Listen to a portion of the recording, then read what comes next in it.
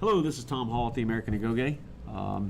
Here today with Chad Gu, an Ironton police officer and a trainer here at the American Agoge, as well as Robert Fouch, also a police officer and also a trainer here at the American Agoge. And we're just going to talk about our success, if you want to look at it that way, of our accidental viral post about BW3 here in Ironton putting up their "No Guns on the Premises" sign on the door last week. We made a post, actually about a week and a half. No, it was last Saturday, so a week and a day, 8 days.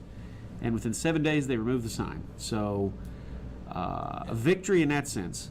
And I'd like to actually go on record saying, before we do go on, that this is by no means a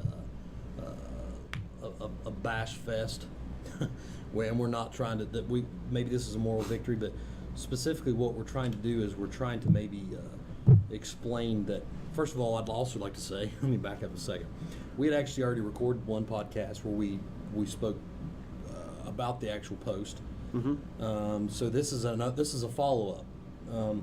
This is us talking about what actually took place and then removing the sign. And I think what I'm fearful of is going to happen is maybe a misinterpretation of what we feel like is going on, or maybe what it means to have the sign and or not have the sign. Mm-hmm. So is it a huge deal to not have the sign? Well, that maybe is what we're to discuss, because obviously legalities as well as if we're going to be patrons or not. Right. And I think, and you and I spoke prior to recording, the significance, at least at a legal aspect, and the difference by statutory law and elements of law of what happens by the sign being removed.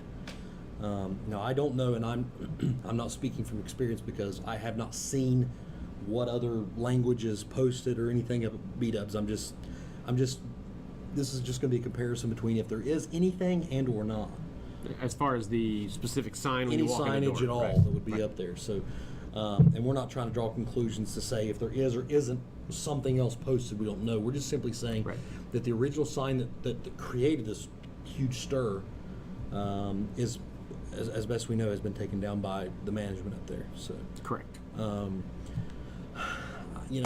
guess it's going to be left up to each individual person of what they take away from that. Well, as I mentioned it to you earlier today, I was in a little bit of a quandary as to how we should respond since, well, first of all, when I made the post, we only have 1,100 followers now on Facebook. I didn't assume it would go to 90,000 people. I thought it would do what our other posts do, have 40, 50 people, 150 would notice it, would get a couple comments, and it would be there. Next thing I know, it goes viral. So, first of all, understand that was never our intent. I'm not upset about it. I'm not, I'm glad it did, but it wasn't done with that in mind, is the point. And my language in the original post might have been at least a little bit different, or maybe a little more educational if I thought it was going out to people that didn't know us, didn't understand us, didn't know the politics. Let's not get too excited about being educational, Tom. That's not the way we roll. Just because we call this an academy doesn't mean we need to be educational. I've yet to get any books. Honestly, and two, let me say that the reason that we're doing these podcasts now is because of the public upstir that happened. Because we're narcissistic, right? We just why not? Yeah. But it allows us to have a voice basically on and explaining. Right. Right. A lot of times it's, and you and I have talked about this too. So this is nothing new with us, but maybe for anybody listening, but. It allows us to be a little bit more specific and clarify things that maybe a 10-second little post on Facebook doesn't really explain what we're really... In our modern Twitterverse of 140 character comments, I'm not known for short statements. It's not my skill. Anybody's been to a Tom Hall class will know about it. It goes a long way around. Makes a lot of points. Yes, I think it's filled with goodness. I think at one time you've actually broke up a PowerPoint on me during an argument. I broke. If that ever happens, Tom, it's intervention time. Here's what I'm trying to say, Robert. Let me get my PowerPoint. I'll be right back. Okay, so but here's what I want to say, and before we even move on, I want to say to anybody who is listening. Let me cover you for a second, Sure, please. before you, because I don't know what you're about to say. Chad is an Ironton, Ohio police officer. Robert is currently working with or for, I don't know the exact status of your South Point. employment, but it's South Point Police Department, also in Lawrence County, Ohio. Nothing that they're going to say today reflects their bosses, their communities, anything like that whatsoever. This is just two guys. They help train hand to hand here. Chad's going to do some additional training for me. This is just two guys that help out a lot. They're instructors here. They're very good friends and very vested in what we're doing here. But they are not representing their departments or their communities or their bosses or their coworkers while they're here discussing this. So now I tried to cover any asses I can. Thank you for the disclaimer. And specifically, you have to keep in mind that we're just red-blooded American people that have a certain view that some may agree with, some may not, but a very constitutional view of things. And that's kind of the way that we're. That's even the reason that we even have the things that we have, whether it be the agoge or whether it be the instruction that we provide, or we're gun guys. We just like having fun, and myself and Robert are more specifically into even doing some weapons retention and some self-defense training and stuff. But I think that the main thing that we've kind of run into or with the signage is what happens with the presence of the sign as opposed to what happens with the removal of the sign.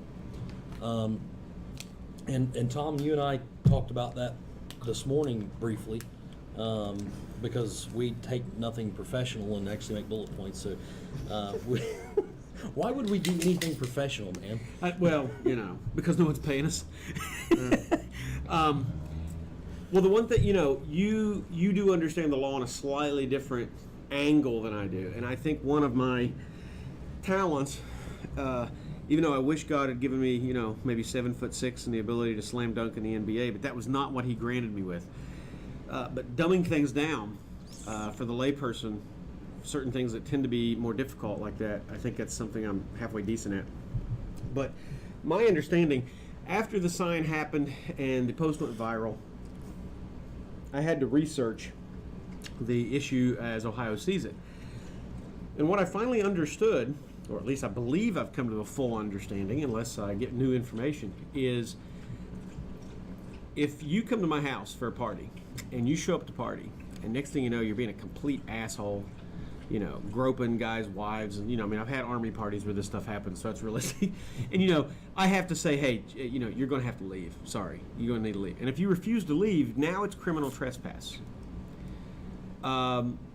Putting the sign up saying no guns on the premises is the same as that request to leave. You've already been, quote unquote, put on notice, as people like to say it. You've been put on notice. So then your presence at passing up that notice and going in with the gun puts you in a criminal trespass status, even if they never say a thing to you. And that's where a lot of the misconception was on the Facebook that I got arguments on. People were saying, well, no, they got to ask you to leave first, then if you don't leave. Now, my understanding is that's the way it does work in Kentucky and West Virginia, not in Ohio. In Ohio, even though I like the Kentucky, West Virginia version, to me the Ohio makes more sense. As a respecter of private property owners that I am, I like the idea that I can tell you, listen, I don't like X kind of thing happening on my property. Don't come here if you're going to do it. And then I don't have to worry about asking you to leave. I've already told you, don't show up in the first place. So I kind of like the way that works. So here's the other side now. They took the sign down. Supposedly that's still their corporate policy. But we don't have to, unless we choose to, worry about corporate policies.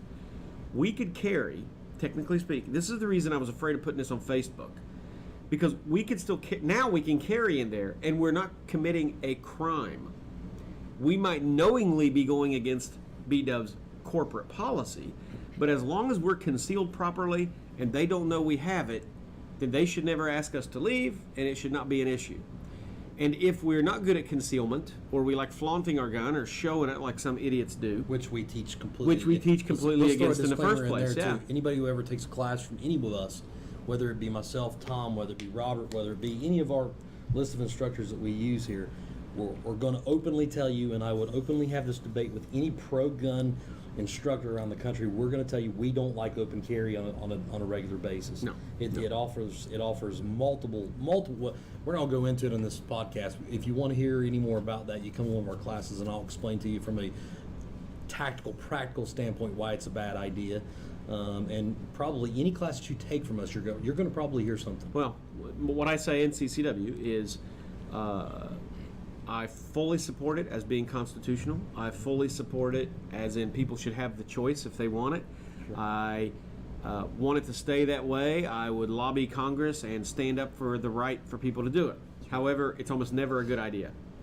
It's like jumping from your car while you do 60. Is that legal? As far as I know, it is. It's just not a good idea. Well, To me, that's open carry. Now, if you have to, you have to. Maybe you live a certain life and you don't have time to get your license yet. Maybe there are specific reasons, and you've weighed the costs, the pros and cons, and this is where you're coming down. I respect that. Sure. But I don't respect the doing it to make a point. And I think too, and since you quoted one of your classes, I'll quote one of mine. The reality is, and I ask my students, and I'm sure both you guys have heard me say this, I will ask them, who does this gun belong to? And the reality is it belongs to whoever gets to it first.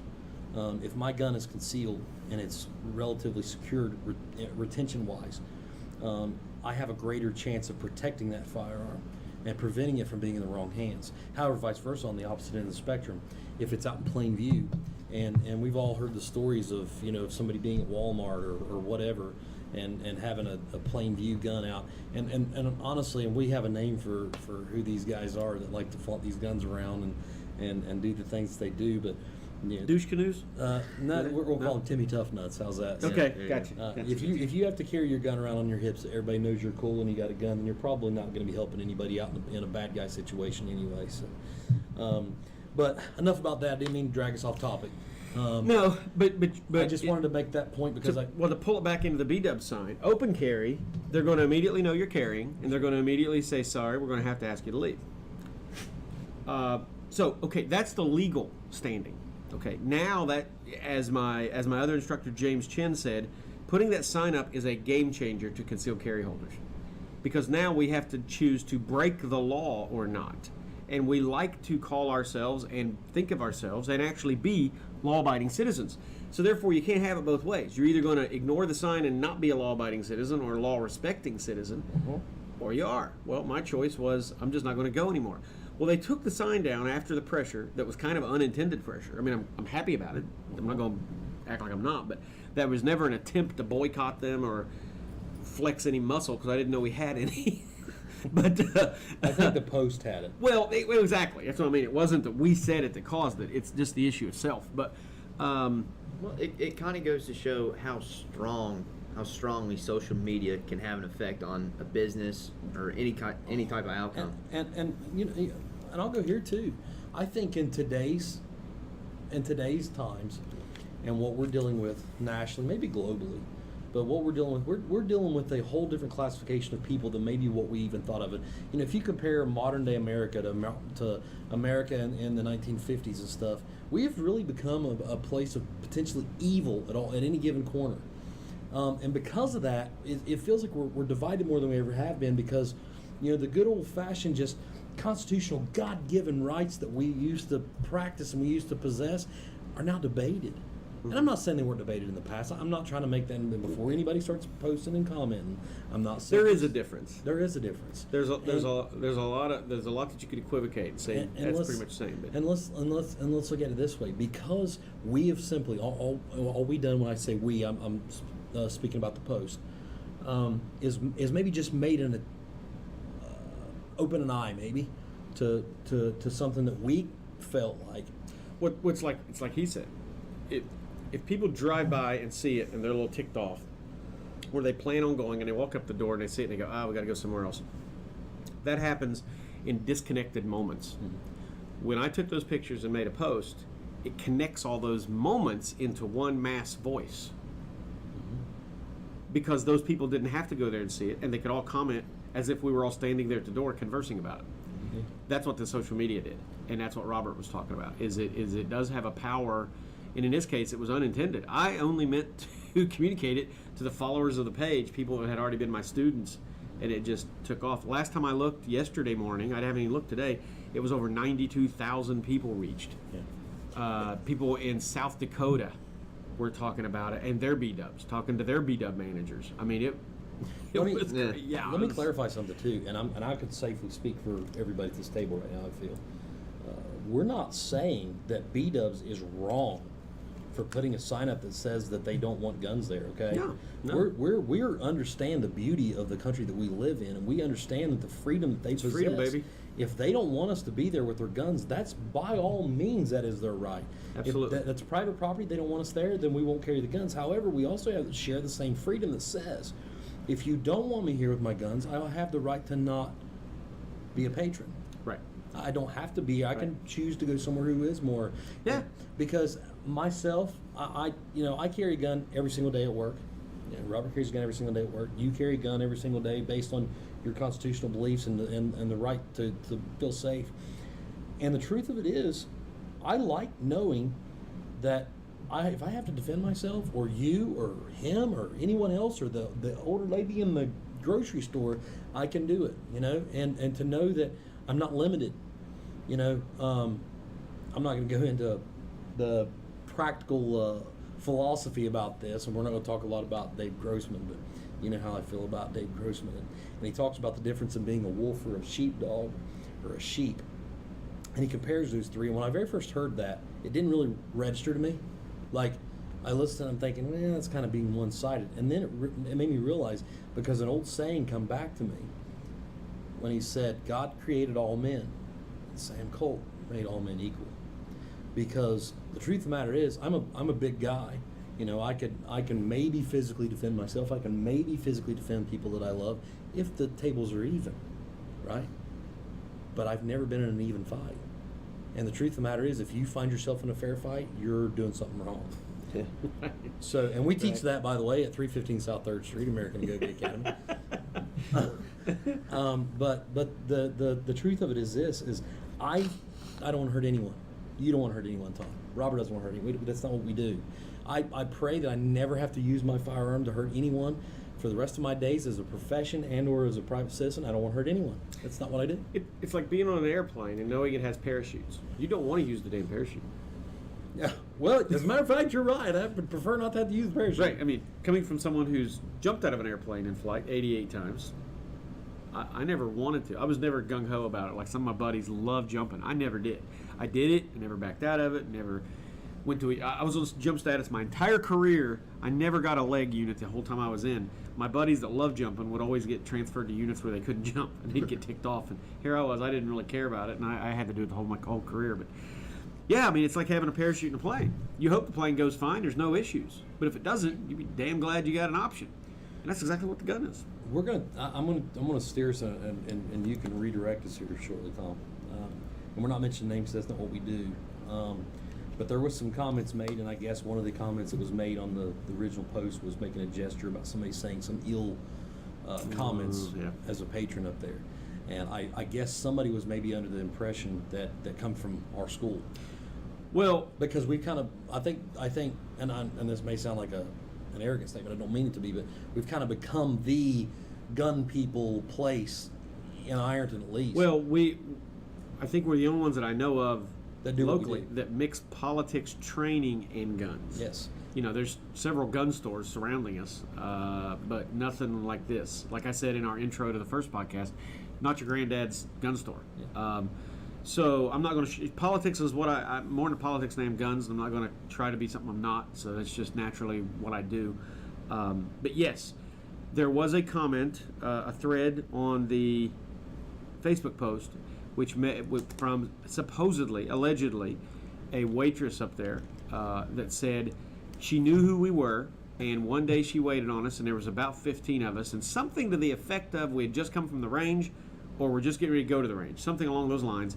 And she said something about, have you guys been shooting or something? And she says that one of our party said no, because there wasn't any black people there. And supposedly the rest of us cackled with laughter, meaning that we only shoot if it's black people near. That's just not anybody I socialize with. And if I have a actual true racist as a friend, I don't know it. That's the truth. exactly. And specifically, not only do we not want to be associated or accidentally associated with some kind of nonsense like that, but and I'll just be the fact, absolutely that was not any of us, and I would be willing to vouch for anybody that's affiliated with what we do, but that's the most violent thing that we could. If a gun owner is saying something like that, you're killing the fight that we're trying to fight with to protect and preserve our Second Amendment rights, and saying some nonsense like that. It goes against so many other things that we're my for. gosh. It doesn't. If you know us, it actually makes no sense. Exactly. And anybody that's affiliated with this school or this gun shop or whatever we do, or I feel me as in my profession, or Robert in his profession, or the trainings that we do, knows that's absolute nonsense. Yeah. That by no means would I ever. I don't. The truth of the matter is, I don't even care about. I don't care about race. I wouldn't know if it's a black issue or a white issue, because nobody really cares. Right. I don't care. Right. You know. Right. So, and we're not going to go into anything else that happened. I don't think that's what we do. No. Well, and the other primary concealed carry instructor here, firearms instructor here, James Chin, also administers the Facebook page with me, and he's the one that had, my understanding, the majority of the conversation with the waitress. And he tried explaining to her what we just said, and she would have none of it. So James felt, because this was public, on BW3's part, as well as the Agoge's part, he felt he had to address it. So he did email, I believe he emailed the corporate office, and then they contacted the local franchise or something along those lines. Anyways, the local management called us. We reported it to them. I guess they were already well aware by this point of the Facebook post, and they got on there and read it and found it. I don't know the exact actions that were taken. Well, and ultimately it doesn't matter. That's their That's what I mean. That's on them, Sure. and I'm not, because we didn't literally even know if it was an employee or And just that's- someone pretending to be. And that's not our motive anyway. We're not out to see anybody get in trouble for anything. But the one thing we want, exactly, that was never our point. But the one thing I did want to make sure we said was that BW3s ended up doing the right thing. We feel. And I think we did the right thing. Yes. And once again, we're not enemies of B-dubs at all. No, and we love their food, as a matter of fact. As a matter of fact, yeah, I mean, we used to go there all the time. That's part of the reason we were so upset. That was our thing after class. It's like, all right, class is over. We're going to B-dubs. Who wants to go? And then everybody just pile in, and we'd head up there and have a great time. Yeah. And I think It's too. where Robert got your education, wasn't it? B-dubs? Yeah, I mean, B-dubs changed your life. Constitutional education. Yeah, that's where I got my constitutional education. But what we do and what we want to be, and I think it's fair that I say this, and I can speak for everybody, but what we want to be something in the community that that maybe teaches something that could potentially save somebody's life, that makes somebody more confident, more comfortable, whether it be firearms, whether it be open hand defense, whether it be weapons retention, whether it just be understanding the mental aspect of being attacked or having to defend yourself. Whatever the avenue may be, we hope that the community can relate with us and realize that we're here to be a positive thing. I don't want to hurt anybody, and I teach all of my students, and I know that you teach all your students, and Robert will teach his students, that we don't go around and we don't bully anybody. We don't care about race. We don't care about sexual orientation. We don't care about anything except for those red, white, and blue colors up there, and be able to preserve what we love and the freedoms that we feel that we share. And Right. we want to make sure that everybody knows that they're welcome to come and train or whatever they want to do, whether it be purchase a firearm, or maybe if you're a new gun owner, you can come in and purchase a firearm and take a class to be confident and comfortable with it. Or if you're a seasoned person that's been shooting, a handgun for years or a shotgun or whatever it may be, to know that you can come in here and maybe take a different avenue of training. And I teach in my class, you can sit out and punch paper with a 9mm or 45, 40, whatever it may be, all day long and be the greatest marksman in the world, but that's not fighting with a handgun. That's not what we do. We teach you to be able to take a handgun and go from punching paper to understand that it's used as a weapon and there's a way to fight with a weapon. And we teach that if there is ever a situation where you have to use a deadly weapon, we're going to teach you how to actually use it in that manner and not just sit out and punch paper or knock over tin cans. And also, when that kind of action is sanctioned by the state we're in, Sure. as in legitimate self-defense, Absolutely. that's the other angle. We teach law-abiding. Absolutely. Um, Well, I think just by the fact that, as a matter of fact, another one of our instructors is a former police officer. So, oh, Tom. Yeah. Like who? Yeah, Tom Sinella. yeah, so, the majority of our instructors here are military or LE. So, 3 out of 5. yeah, so, I mean, we definitely have a strong appreciation for the law. So, and you'll never hear me tell anyone in any of my classes and or on the street or anywhere else to do anything to break the law. You've heard the phrase 0 to hero? Robert's gone from 0 to Leo. While here at the American Go Game. Yeah. That's So pretty cool. And you know what? And this all happened literally from you hanging around with me, training some jiu-jitsu together. Then you come in here and we teach a class together. Well, I don't know if in his mind this is true. You can tell me I'm full of shit or not. I don't know, but to me, it looked like the light came on in your eyes the night we did that Tueler drill. Yeah. Okay, I was watching your face as we were doing it, and for the listeners, assuming we have some, the Tueler drill is where it comes from a Los Angeles cop named something Tueler, and he came up with some theories. Anyways, we won't go into that right now, but the drill calls for someone starting 21 feet away while a shooter aims at a paper target and holstered. There's the word go, and then the runner tries to tap the shooter on the shoulder before the shooter can draw and fire accurately on that paper target. The question is, could an assailant with a knife or some other deadly weapon get to you within 21 feet before you could take care of them? And we did that, and Robert's a extremely athletic, very fit young man, and we did it in here on a night we were doing hand-to-hand drills, and we were using fake guns. But you still had a trigger click. And so we were doing that, and Robert, as fast as he is, even though we had some people in here that were not athletic and were not even good necessarily with firearms, they were all able to draw on him and get a shot or two before he could sprint those 21 feet. And so what I'm referring to is the night he was just a hand-to-hand guy, and by the end of the night he said, well, damn, I guess I need a gun. But I grew up and my family wasn't really ever against guns, but they were never really, hey man, we should carry guns. So like I kind of come into knowledge and really no knowledge of it at all until I started hanging out with Chad. And I've wrestled the past 10 years. I've done jiu-jitsu the past 3. So really anything physical pops off, I'm like, hey, I got it. But the minute somebody brings a gun into play and I'm just setting, let's say I'm setting a B-dubs, no gun. Somebody comes in and starts raising all kinds of hell.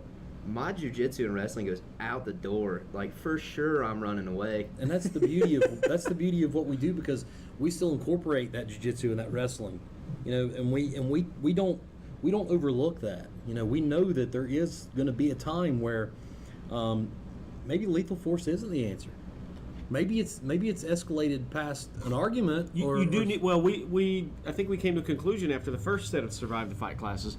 You do need an intermediate source. Sure. I don't have very much hand-to-hand skills. You guys know that when you try to train me. I also don't have much intermediate on me. So I realize that's a big gap in my strategy, and I'm working on it and plan on fixing it. But yeah, I mean, you need a little bit of hand-to-hand if you're physically able. And there are people that aren't, and when you don't have those abilities, the law takes that into effect in disparity of force and so forth. But if you're a relatively young, healthy man, the law is going to expect you to do the state of Ohio self-defense laws expect you to do as little as possible before using deadly force. Absolutely. So it does look at who the person is, what shape are they in, what physical shape, what skills do they have. Now you guys, it's on record skills you have.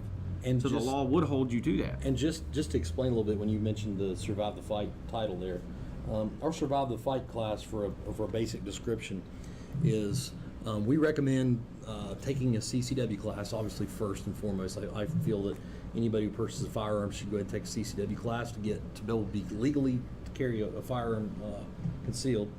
And then it's kind of one of those follow-up classes where we feel that it's a good idea once you are a gun owner and somebody who practices carrying a firearm is to go to the next step and learn how to defend that firearm. And that sounds kind of crazy, but what I'm saying goes back to weapons retention, and we teach this in the class. But to explain an umbrella of survive the fight is meant to be concealed carry gun people that are carrying guns come in. They train a little bit of weapons retention. We teach some less than lethal training with electronic control devices, as well as pepper sprays and so on and so forth. And we teach open hand. We teach a few chokes and restraints and grappling techniques and some strikes. And we incorporate all that in while keeping the fact that you're carrying a gun in mind. It builds on the standard jiu-jitsu class or karate class or whatever martial art you take usually doesn't take that into consideration. They just think that, oh, you're competing this way, but we throw the fact in that you're probably going to have maybe an appendix carry firearm or a rear quarter type firearm or whatever it may be, and you're carrying a gun too, and that's a whole other element because that gun can be used against you as well. So we're going to teach you how to defend yourself while maintaining and protecting that gun. And it's a great confidence booster. You'll learn a few things that you probably didn't know, and at very least, we definitely pride ourselves on having excellent camaraderie. As Robert said, a lot of times after class, we would all go out together and hang out and grab a bite to eat and stuff, and we definitely push that hard. But I think it's safe to say that everybody that leaves that class feels more confident. And maybe that's something we can do in the future is maybe take a past student and bring in.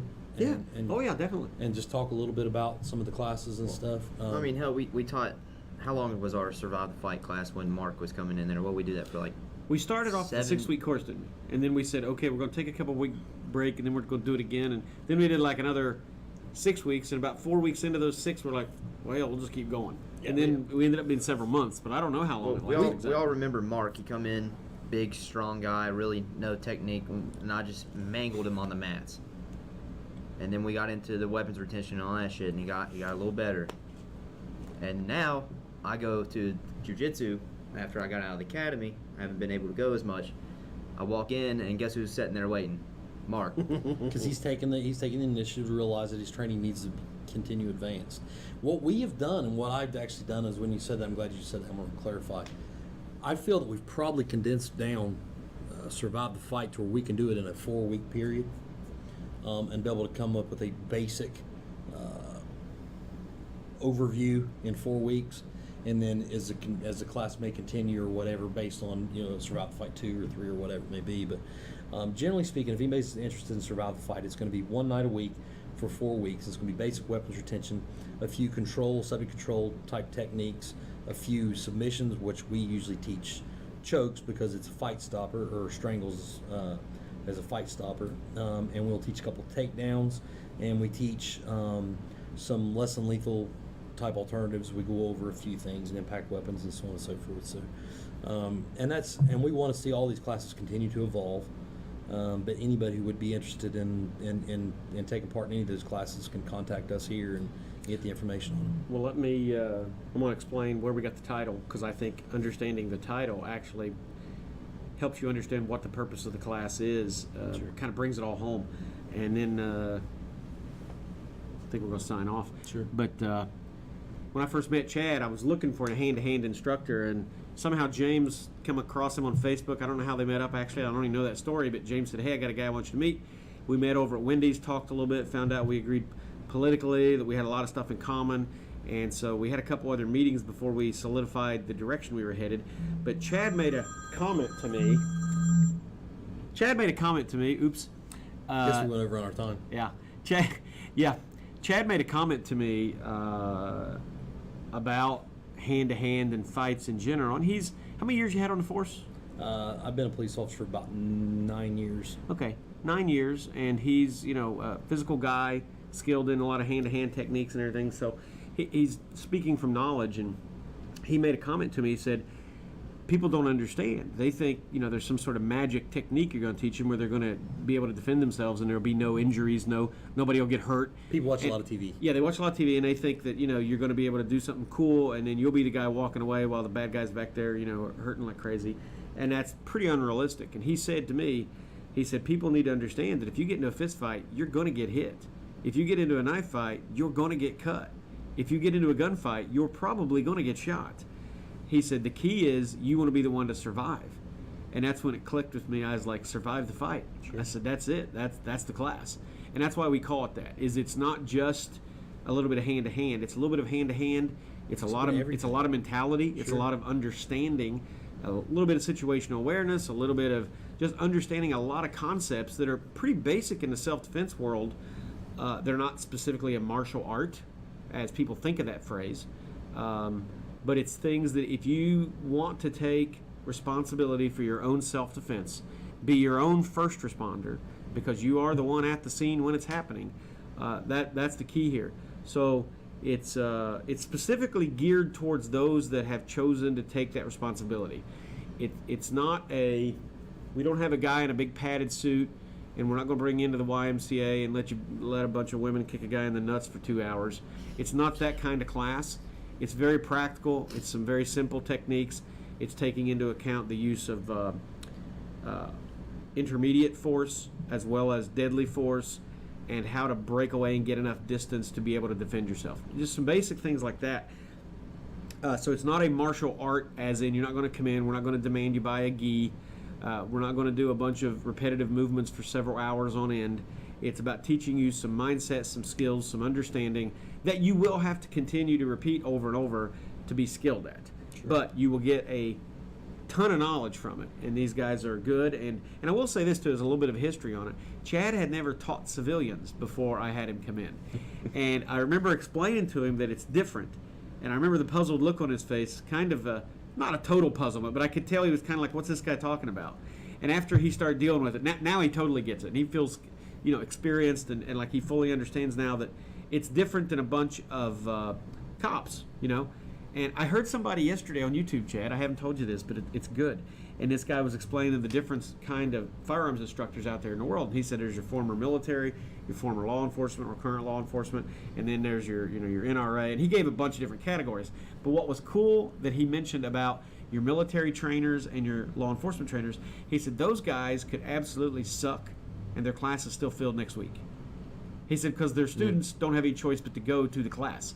He said, it was James Yeager, who honestly I'm not a big fan of, but he's the one said, he said, if I suck, or if I accidentally do some stupid shit, he said, it ruins my reputation and I might lose my whole company. So just an interesting point, that they are different. And it's the same difference that makes civilians so different. Sure. For one, they haven't been through all the other mindset training, and they don't have a desire to be a cop or a desire to be military. They just want to be able to take care of their kids and their family. And so they come in here and they don't maybe understand pain. They don't. Well, we hope that by the end of it that we didn't maybe have them understand pain, but we at least have them understand how to apply it. That's the hope. Yeah, that's the hope. Well, the way I try to sell it to people, or maybe just kind of talk them into at least coming, is I don't know. You talk to somebody who's done karate for 30 years, and you ask them, "What got you into karate?" "Well, I was bullied when I was a kid." All right, well, so they were victimized. Why wait around for something to happen and you get hurt, or someone you care about get hurt, and why wait to be victimized and then seek out a result when you can just go ahead and be proactive and get in here and get training? That way, if something does happen, you got the tools to at least hold off until somebody like law enforcement or something like gets there. And let's keep in mind too that once again, the same way we're talking about guns, another disclaimer, Tom. Another way that we're talking about guns is we're not teaching anybody to be bullies. We're not telling anybody that just because you learn something you can go out there and do it. And I tell everybody at the beginning of class, and you guys have both heard me this, I'm not going to teach you to be able to fight in the UFC because that's not what we do. And I'd get killed in the UFC, okay? That's not what we do. We teach you to be able to stay alive. That's what we want to do. Your trophy at the end of the day is going home to your family. So we're not competitive in that means. We're competitive in the fact that at the end of the day, you may go home, and the old expression, you may take an ass whipping, but at the end of the day, you stay alive, right? So, and we want you to be comfortable. And I know for a fact, I remember, and I'm not going to mention names, but we had a female student before, and I remember her actually, we kind of watched her kind of develop in this class to become more confident and kind of having, oh, well, you know what? This stuff does work. I really can do this. I don't have to be big and strong to be able to do this. And you know what? I can handle myself. Yeah, you can. You know, and we want everybody to be comfortable to know that, and we want them to know that just because you have a concealed carry, there was an ad that I read a long time ago that said a 9mm won't save your life, and I thought, man, that's the craziest thing in the world. If you carry a gun, you're good to go. That's not true at all. Oh no, not at all. If No. you carry a gun, if you don't know how to use it, you don't know how to defend it, you're probably going to lose. I hate to quote statistics, but there's a very high statistic of law enforcement officers that are shot with their own gun. Oh yeah. Just I mean, it's over 50% of the ones that are shot with their own gun, isn't it? I hate to quote, but it's a high figure, and It's shocking. Yes, it is. We can agree on that. And the reality is that applies to civilians, especially the open carry guy that decides he bought a 1911 and put a fortune in it. And I'm a 1911 guy. That is a disclaimer. I love 1911. But you carry 1911 and you got it on your belt, and then you go to Walmart, and next thing you know, somebody takes your gun and shoots you in the back of the head. That's not what we do. We teach against that. You want to give maybe a contact information and Yeah. This is the American Agoge. We didn't do a big intro at the beginning of this one. We are sort of just beginning the podcast part of the company here, so kind of like pardon us, we're under construction kind of context. But we are located at 315 South 3rd Street in Ironton, Ohio, right across from the Ronay Theater. Absolutely. And you can contact the shop at 740-237-4050. You can email me at theamericanagoge, that's A-G-O-G-E for the odd word there, at gmail.com. That's theamericanagoge at gmail.com. And you can text 740-550-4159. Sorry, I had the phone number changed recently. And if you want to mention anything about Robert or Chad, you can also contact them at the same places, and I'll get the information to them. So, until next time, thanks for listening, guys. thanks. Appreciate it. Later.